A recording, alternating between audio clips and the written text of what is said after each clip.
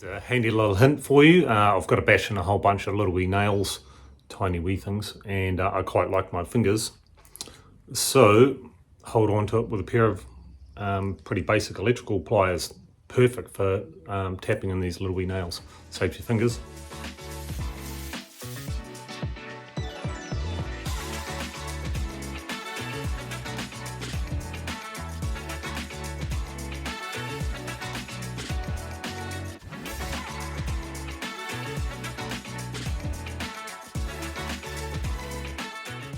Tonight's little mission is to make up a sheet metal folder. I don't currently have one.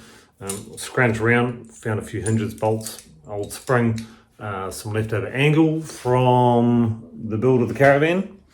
We'll chop that up and make a little bender. This is something I found on YouTube as well, so it's pretty handy.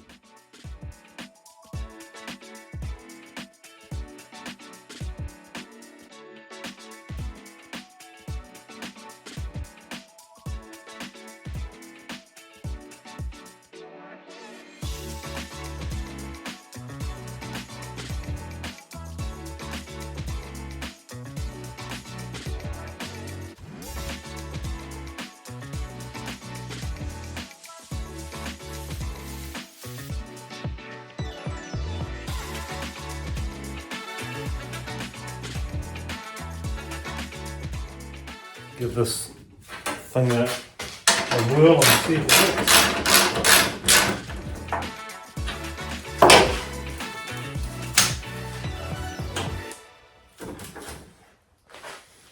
Alright, test number 2.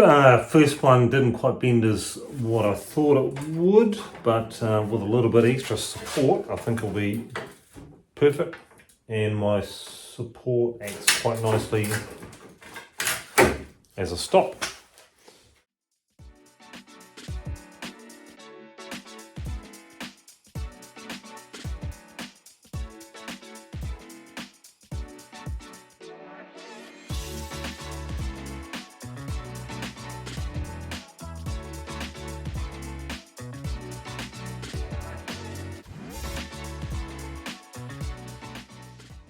Tonight's mission is to continue to get this Caravan watertight, getting pretty close to that. All the seams are done, all the panels are screwed and nailed back on.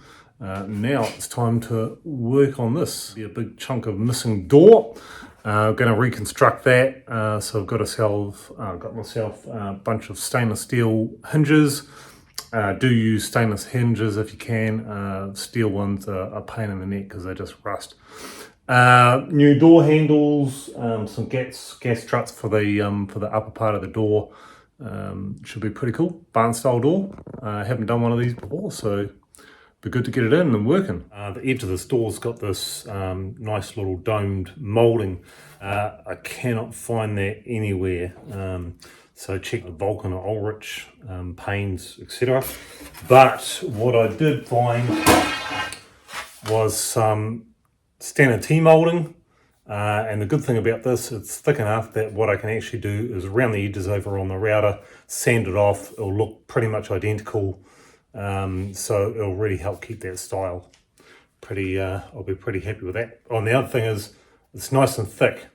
Doors on Caravans are notorious for being pretty flimsy, so it's good to have a slightly thicker extrusion on there to really help stiffen up the doors, give them some good resistance in the wind when they get banged around. Bottom of the door's all framed up on the inside, wooden framed up, and the aluminium's all cut. So now I'll show you how to put a nice radius on the edge of this T-section, make it look like the old school, and then everything will blend in really nice.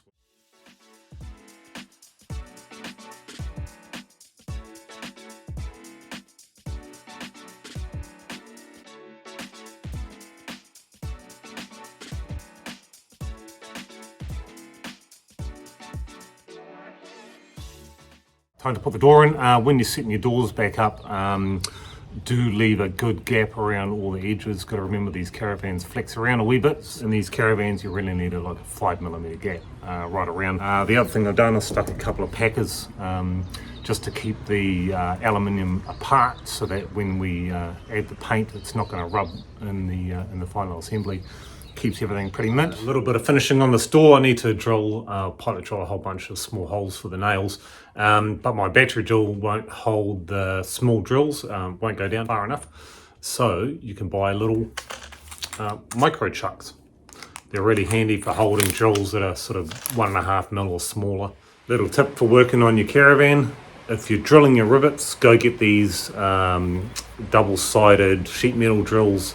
You'll probably find them at the engineering supplies rather than something like Bunnings. Fantastic, so much better than using a standard issue drill.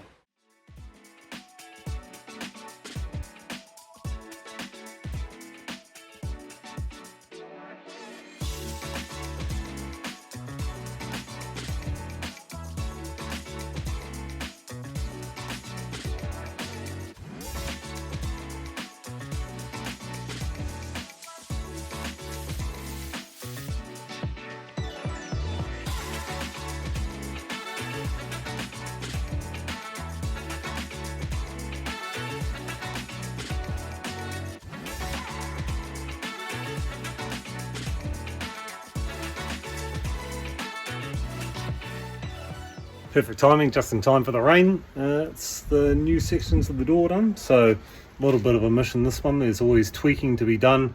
It's a barn door, obviously two-piece, but it's also got this little levered top. So next thing I'll be doing is putting a little gas strut on that, because I'm pretty follically challenged. I hate hitting my head on things, so I want it to hold up automatically to avoid opening this bad boy up.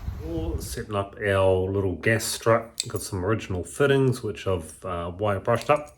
We'll keep those nice little brass fittings, and then making a little over leveler attachment for the back of the door. So really what that does is it keeps the strut on a slight angle so that when it's closed it's locked, and when it's open it locks it open.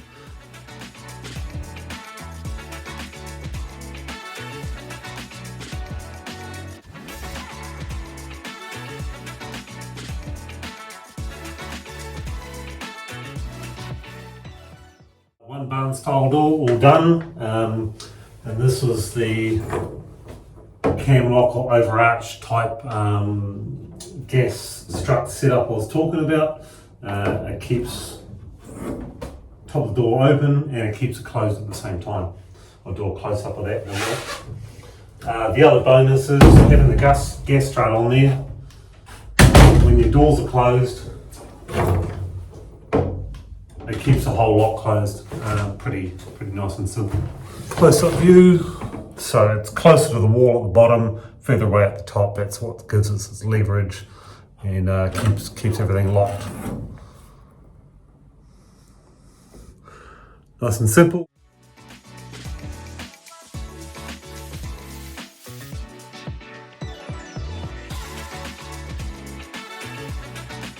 Sort out a bit of insulation before we put the plywood on the doors. Personally, I'm quite a big fan of using polystyrene. It doesn't move about, it's quite stable, it's really easy to cut. It's pretty cost effective. The only thing you've got to do is keep it away from the wiring. But the other thing it does do is it offers a bit of support to the panel. Caravans tend to be done with 3 or 4 millimeter ply at the thickest, so it's reasonably soft. So if you lean against it, you can have a risk of breaking it, but with a bit of polystyrene in the back of it makes it quite a bit stronger. The other good thing too is all the offcuts, they can go down to your local Mitre 10 for recycling, so you don't have to put them in waste.